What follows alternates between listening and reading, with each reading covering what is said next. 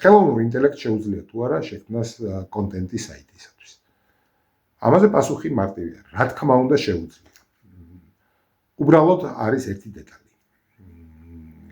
როდესაც თქვენ სთხოვთ ხელოვნურ ინტელექტს შეგიქმნათ საიტისთვის კონტენტი, რა თქმა უნდა გააკეთებს, ჩაწერს თქვენი კომპანიის სახელს, თქვენზე მოარგებს და მოგცემთ.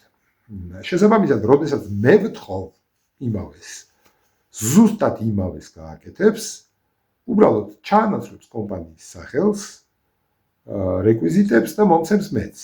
ანუ რა გამოდის, რეალურად თქვენი და ჩემი კონტენტი არც ერთის არ არის ორიგინალური. არის შაბლონი და არის სტანდარტული. რასაც სხვათა შორის ძველი ბებერი Google ძალიან კარგად ხვდება და საკმაოდ დაბალ შეფასებას აძლევს მსგავს კონტენტს.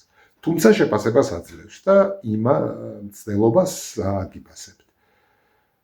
ამიტომ მიუხედავად ამისა, რეკომენდებულია, რომ კონტენტი იყოს ორიგინალური, იყოს თქვენი, დაწერილი თქვენთვის, თუნდაც სიტყვები იყოს განსხვავებული, აზრთა წყობა, tone of voice და ასე შემდეგ. ამიტომ ჩვენი რჩევა კონტენტი შეაქმნევინეთ copywriter-ებს.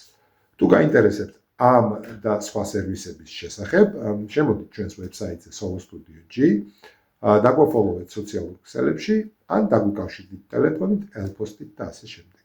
და გაიგებთ მეც. დიდი მადლობა.